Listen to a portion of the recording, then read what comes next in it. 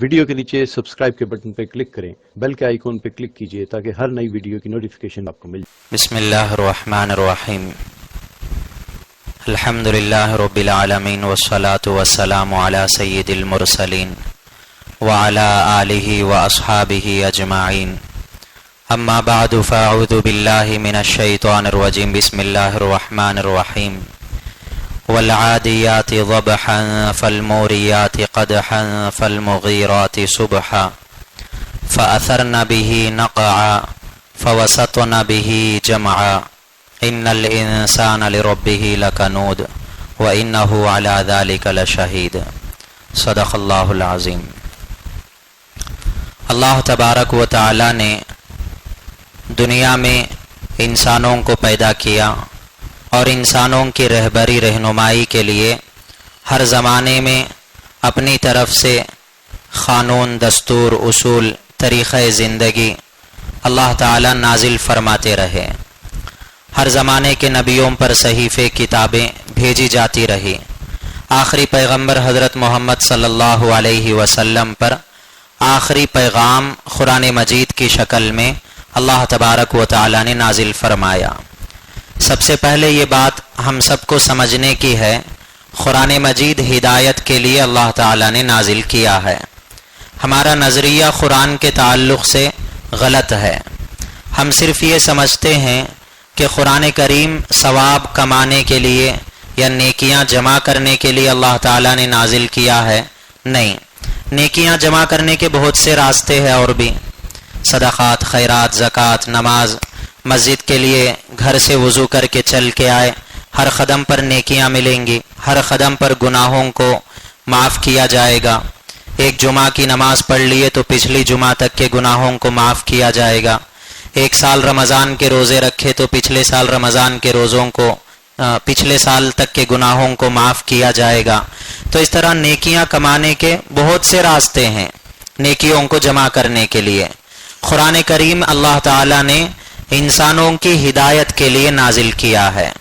اس پر اور اگر ذرا غور کریں گے تو سمجھ میں آتی ہے، قرآن کو اگر اللہ تعالیٰ نیکیاں کمانے کے لیے نازل کرتے تو پھر پورے قرآن میں شروع سے لے کر اخیر تک اللہ کی تعریف ہونا چاہیے تھا، اللہ تعالیٰ کی قدرت، اللہ کی قوت، اللہ تعالیٰ کی پاکی، بزرگی، بڑائی، کبریائی قرآن کریم میں ہونا تھا۔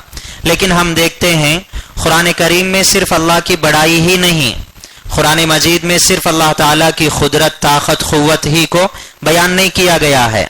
قرآن کریم میں بہت سے پچھلے زمانے کے واقعات بیان کیے گئے، فرما برداروں کے، نافرمانوں کے، فرعون کا تذکرہ، قارون کا تذکرہ، حامان کا تذکرہ، نمرود کا تذکرہ، ابو لہب کا، ابو جہل کا، الگ الگ لوگوں کا۔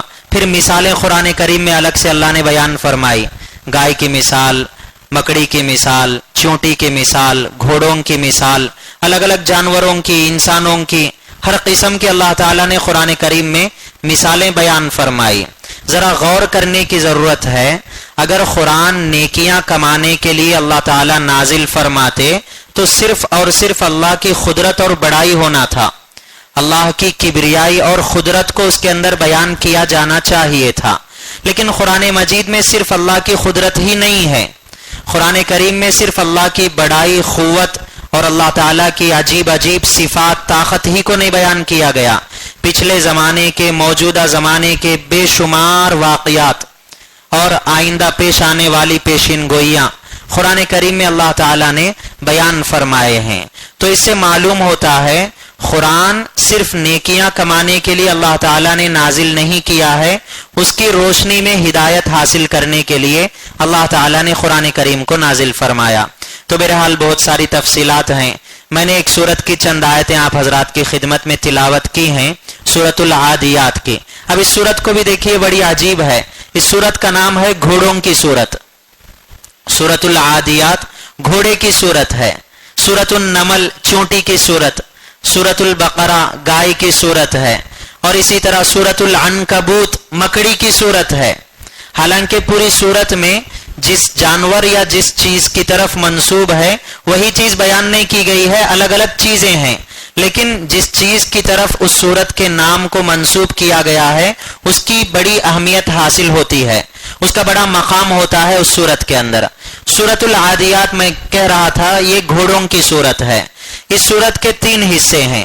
ایک حصے کے اندر اللہ تعالیٰ نے گھوڑوں کی تعریف فرمائی، دوسرے حصے میں انسان کی برائی بیان فرمائی، اور آخری حصے میں انسان کے انجام کو بیان کیا ہے. انسان کے اندر یہ برائیاں ہیں، اس وجہ سے اس کا کیا انجام ہونے والا ہے اس کو بیان فرمایا ہے. سب سے پہلے ہم سب کو یہ سوچنے کی اور غور کرنے کی بات ہے کہ ایک صورت میں اللہ تعالیٰ نے ایک طرف جانور کو بیان کیا ہے اور ایک طرف انسان کو بیان کیا ہے. یہ سوچنے کی ضرورت ہے. ایک پلڑے میں جانور کو رکھا گیا ہے اور ایک پلڑے میں انسان کو رکھا گیا ہے. پھر اس کے بعد دوسری چیز سوچنے کی یہ ہے، جانور کی تعریف کر رہے ہیں اللہ تعالیٰ اور انسان کی برائی بیان فرما رہے ہیں. والعادیات ضبحا، اور قسم ہے ان گھوڑوں کی جو ہانپتے ہوئے دوڑتے ہیں. گھوڑوں کی تعریف ہو رہی ہے. فالموریات قدحا، اور دوڑتے ہوئے اپنے پیروں سے چنگاریاں اڑاتے ہیں. آگ کی چنگاریاں. جب تیز تیز گھوڑا دوڑتا ہے تو اس کے پیروں پر جو نال لوہے کی لگی ہوتی ہے وہ زمین پر بار بار لگنے کی وجہ سے گرم ہو جاتی ہے، اور جب پھر پتھر پر وہ نال لگتی ہے اس سے چنگاریاں اڑنا شروع ہوتی ہیں. اللہ تعالیٰ اس کی تعریف فرماتے ہیں کہ گھوڑا ہانپتا ہے پھر بھی دوڑتا رہے گا، چنگاریاں اڑائے گا پھر بھی دوڑتا رہے گا. فَأَثَرْنَ بِهِ نَقْعًا، پھر وہ غبار اڑائے گا. فَالْمُغِيرَاتِ صُبْحًا، صبح کے وقت جا کر دشمن کے اوپر حملہ کرے گا. فَأَثَرْنَ بِهِ نَقْعًا، اور غبار کو اڑائے گا. پھر فَوَسَطْنَ بِهِ جَمْعًا، دشمن کے بڑے مجمع میں جا کر گھس جائے گا گھوڑا. اب یہاں پر دیکھیے 5 چیزوں کی 5 صفات 5 قسم کی باتیں اللہ تعالیٰ نے گھوڑے کی بیان فرمائی تعریف کے ضمن میں، تعریف کرتے ہوئے کہ گھوڑے کی یہ خوبی ہے، یہ خوبی ہے. اب مفسرین فرماتے ہیں گھوڑے کی اللہ تعالیٰ نے اتنی تعریف کیوں فرمائی ہے، گھوڑے کا اتنا مقام اور اس کی قسم کھا کر اللہ تعالیٰ نے تعریف کیوں فرمائی. فرماتے ہیں گھوڑے کے اندر جو خوبیاں ہیں ان میں سے 2 بڑی خوبیاں ہیں. پہلی یہ ہے کہ گھوڑا اپنے مالک کا بڑا وفادار ہے. گھوڑا اپنے مالک کے ساتھ بے وفائی کبھی نہیں کرتا بلکہ پورا وفادار ہے، پوری وفاداری کرتا ہے. گھوڑا اگرچہ انسان کے مقابلے میں بہت زیادہ طاقتور جانور ہے، اتنا طاقتور جانور ہے طاقت کی مثال دینے کا موقع ہوتا ہے گھوڑے کا نام لے کر طاقت کی مثال دی جاتی ہے. یہ موٹر اتنے ہارس پاور کی ہے، یہ انجن اتنے ہارس پاور کا ہے، اور یہ مشین اتنے ہارس پاور کی ہے. گھوڑے کو طاقت کے بدلے میں طاقت کی مثال کے طور پر استعمال کیا جاتا ہے. تو اتنا طاقتور جانور ہونے کے باوجود چھوٹا سا بچہ بھی اس کو اپنے قابو میں کر سکتا ہے، جدھر چاہے گا گھوڑے کو لے جا سکتا ہے. تو گھوڑے کی سب سے پہلی خوبی یہ ہے جس بنیاد پر اللہ تعالیٰ نے اس کے نام پر ایک سورت کو قرآن کریم میں نازل کیا اور اس کی قسم کھا کر اس کی تعریف فرمائی، وہ بھرپور اپنے مالک کی وفاداری کرتا ہے. کتنی وفاداری کرتا ہے، ہانپتا ہے لیکن پھر بھی دوڑتا ہے. انسان کو جب دوڑتے ہوئے چلتے ہوئے کوئی کام محنت مشقت کا کرتے ہوئے تھک جاتا ہے، تھوڑی دیر راحت سے آرام کرنا چاہتا ہے، تھوڑی دیر استراحت کے لیے وقفہ دینا چاہتا ہے. لیکن گھوڑے کا کمال یہ ہے والعادیات ضبحا، ہانپتا رہے گا مگر دوڑتا رہے گا، رکے گا نہیں کہیں پر. کسی جگہ جا کر 100 میل دور جانا ہے، 200 میل دور جانا ہے، تھک گیا ہوں میں، تھوڑی دیر کے لیے مجھے استراحت کی وقفے کی ضرورت ہے، کبھی اس قسم کا تقاضا پیش نہیں کرے گا گھوڑا بلکہ دوڑتا رہے گا ہانپتے ہوئے. یہ اس کا کمال. پھر اس کے بعد یہ بھی ہے کہ جنگ کے میدان میں جاتا ہے، سامنے جو لشکر پڑا ہوا ہے اس لشکر سے گھوڑے کی کوئی دشمنی نہیں ہے، اس لشکر سے گھوڑے کی کوئی دشمنی نہیں ہے. بس گھوڑا کس لیے حاضر ہوا ہے، گھوڑا کس لیے کام کر رہا ہے، مجھے میرے مالک کے حکم کو ماننا ہے. مجھے میرا جو مالک ہے، جو مجھے دانا دیتا ہے، جو مجھے پانی دیتا ہے، اس کی اطاعت کرنا ہے. سامنے کے آدمی سے، سامنے کے دشمن سے، سامنے کون آدمی ہے، کس کے ہاتھ میں تیر و تلوار ہے، ان سے مجھے کوئی لینا دینا نہیں ہے. اور واقعتاً ایسے ہی ہے، گھوڑے کی کسی سے ذاتی دشمنی نہیں ہے. انسانوں سے گھوڑے کی کئی کی دشمنی ہے، کسی قسم کی نہیں ہے. لیکن گھوڑے کے ذہن و دماغ میں بس اتنی سی بات ہے کہ جب تک میں جنگ کے میدان میں رہوں گا میرے مالک کو جتانا ہے، اور سامنے میرے مالک کا جو دشمن ہے وہ بھی میرا دشمن ہے. یہاں پر ایک آیت یاد آئی قرآن کریم میں اللہ تعالیٰ نے شیطان کے بارے میں فرمایا ان الشیطان لکم عدو فاتخذوہ عدوا، شیطان تمہارے لیے دشمن ہے سو تم بھی اس کو اپنا دشمن بناؤ، شیطان تمہارے لیے دشمن ہے سو تم بھی اس کو اپنا دشمن بناؤ، کیونکہ پہلے یہ تمہارے پروردگار کا دشمن ہے۔ شیطان پہلے یہ انسان کی ذاتی کوئی دشمنی نہیں ہے، شیطان سے پہلے سے انسان کی ذاتی پہلی مرتبہ میں انسان اور شیطان کے درمیان میں کوئی مقابلہ نہیں ہوا تھا، کسی قسم کی دشمنی نہیں تھی، لیکن یہ پہلے اللہ کا دشمن تھا، سو اللہ تعالیٰ نے انسان کو حکم دیا جو میرا دشمن ہوگا اس کو انسان تم بھی اپنا دشمن بنا لو گے۔ تو گھوڑے کی بھی یہی خاصیت ہے کہ گھوڑے کے مالک کا جو دشمن ہوتا ہے اس دشمن کو گھوڑا اپنا بھی دشمن بنا لیتا ہے۔ پھر اور جنگ کے میدان میں کیا ہوتا ہے، جو تیر آئے گی، تلوار آئے گی، اور جس قسم کا کوئی بھی نیزہ آئے گا، کوئی بھی ہتھیار آئے گا، مالک کو لگتا ہے اور بعض مرتبہ گھوڑے کو بھی لگتا ہے۔ کئی تیریں دشمن کے ترکش سے نکلنے والی، کمان سے نکلنے والی گھوڑے کو بھی لگیں گی، گھوڑے کی بھی ہلاکت ہو جائے گی، لیکن گھوڑا اس کی پرواہ نہیں کرتا۔ گھوڑے کو پہلے سے اچھی طرح معلوم ہے کہ آنے والی تلواروں کا حملہ میرے اوپر بھی ہوگا، تیر کا حملہ میرے اوپر بھی ہوگا، لیکن گھوڑے کو اس کی کوئی پرواہ نہیں ہے، اس کو بس اپنے مالک کے حکم کی اطاعت کرتے ہوئے اتنی قربانی دینا ہے، اتنی فرما برداری کرنا ہے، اگرچہ میری جان چلی جائے مجھے کوئی پرواہ نہیں ہے، میں آخری دم تک، سانس نکلنے تک کبھی میرے حرکتوں سے، کبھی میرے عمل سے میں یہ نہیں ظاہر کروں گا کہ میں میرے مالک کا نافرمان ہوں۔ آخری دم تک گھوڑا اس بات کی کوشش کرتا ہے میں میرے مالک کا فرما بردار ہوں، اطاعت گزار ہوں، تابع فرمان ہوں، یہ ثابت کرنا ہے۔ اس کے لیے چاہے کچھ بھی کرنا پڑے کر لے گا، گھوڑا آگ میں کودے گا، جنگ کے میدان میں کودے گا، لشکروں کے درمیان میں چلا جائے گا۔ فَوَسَطْنَ بِهِ جَمْعًا، اللہ تعالیٰ یہی اس کی تعریف فرما رہے ہیں، گھوڑے کا یہ کمال ہے، لشکر کے بیچوں بیچ جا کر گھس جائے گا، لشکر کے بیچوں بیچ جا کر گھس جائے گا۔ تو بنیادی بات گھوڑے کے اندر یہ پائی جاتی ہے کہ وہ اپنے مالک کا خوب فرما بردار ہے، وفادار ہے، کسی قیمت پر اپنے مالک کے ساتھ بے وفائی نہیں کرتا۔ اب مفسرین فرماتے ہیں یہاں پر کہ جانور اپنے مالک کے حق کو پہچانتا ہے، انسان اپنے مالک کے حق کو نہیں پہچانا۔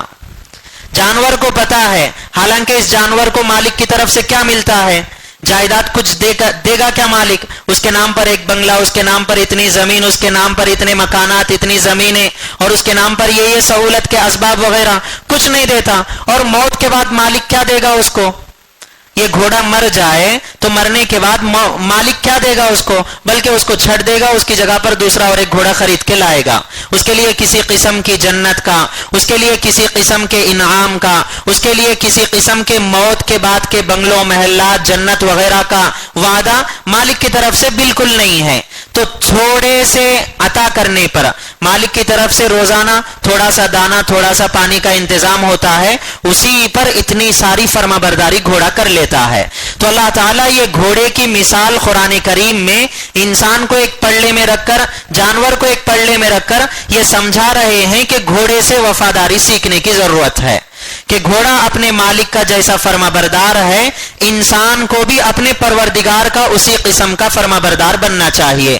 خدا نہ کرے، سو بار خدا نہ کرے، انسان اگر گھوڑے کو دیکھ کر بھی گھوڑا جیسے اپنے مالک کی فرما برداری اطاعت کرتا ہے، انسان اپنے پروردگار کی اطاعت نہیں کرے، تو ایک اور مقام پر قرآن کریم میں اللہ تعالیٰ نے فرمایا اولئک کالانعام، یہ انسان تو جانوروں جیسے ہیں، جو اپنے مالک اور اپنے پروردگار کی اطاعت نہیں کرتے، اس کے حق کو نہیں پہچانتے، اولئک کالانعام، یہ تو جانوروں جیسے ہیں۔ بلکہ آگے اور فرماتے ہیں اللہ تعالیٰ بل ہم اضل، جانوروں جیسے بھی نہیں کہنا چاہیے، یہ تو جانوروں سے بھی گئے گزرے ہیں۔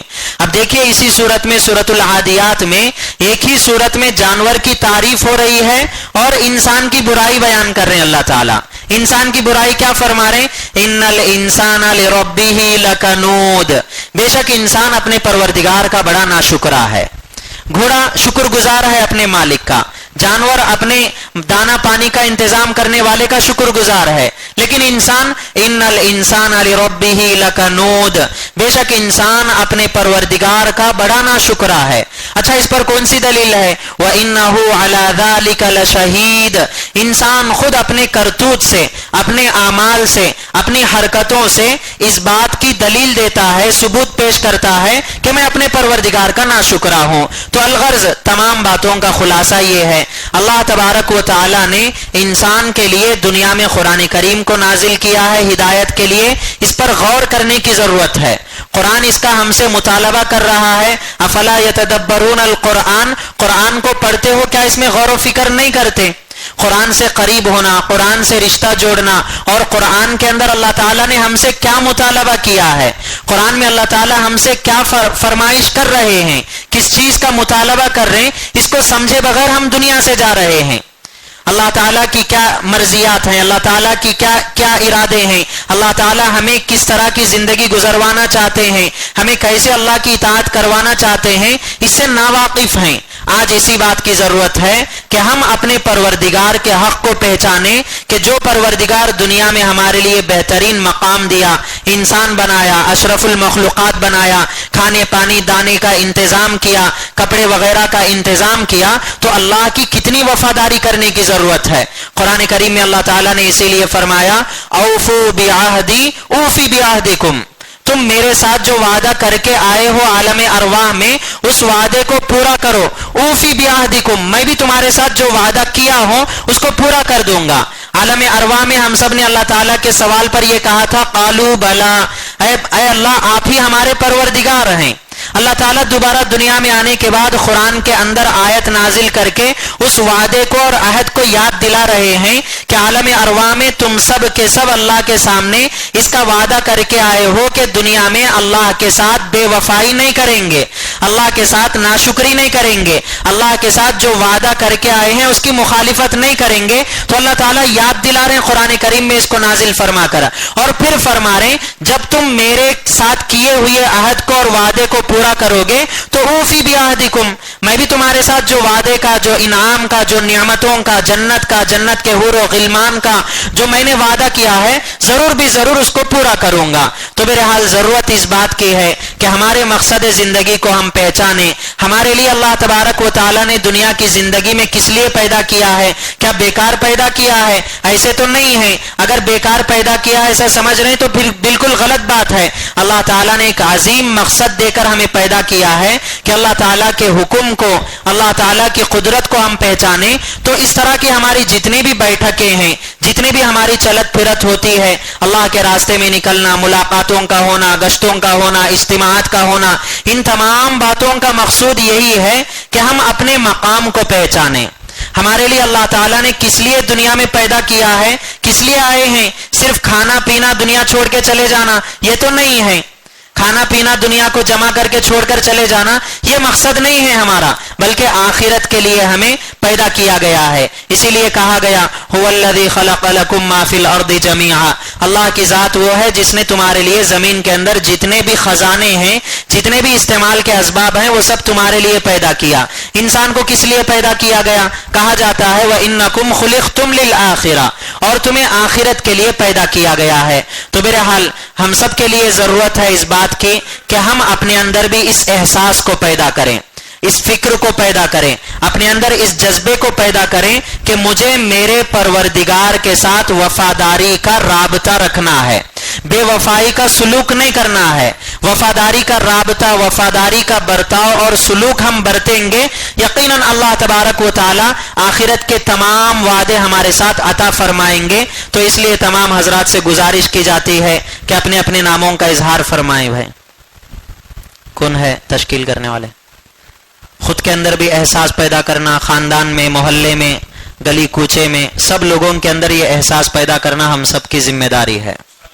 مقدر فرما دیجئے یا اللہ کلمہ طیبہ والی موت ہم سب کو عطا فرما دیجئے یا اللہ گلی کوچے محلے گھر خاندان وغیرہ کی فکر کرنے والا ہم سب کو بنا دیجئے یا اللہ بے دینی کو ختم فرما دیجئے، دین بیزاری کو ختم فرما دیجئے، دینی بگاڑ کو ختم فرما دیجئے، خالص اسلامی ماحول ہمارے گھروں میں پیدا فرما دیجئے، خالص دینی ماحول ہمارے گھروں میں پیدا فرما دیجئے، بدعات کو، خرافات کو، رسومات کو ختم فرما دیجئے، کفر و شرک سے ہم سب کی حفاظت فرما دیجئے یا اللہ ہر قسم کی نافرمانی سے ہم سب کی حفاظت فرما دیجئے یا اللہ ہر قسم کی بے وفائی سے ہم سب کی حفاظت فرما لیجیے۔ یا اللہ شکر گزار بندوں میں ہمیں شامل فرما دیجئے۔ یا اللہ جس مقصد کے لیے ہم سب جمع ہیں یا اللہ اس میں کامیابی عطا فرما۔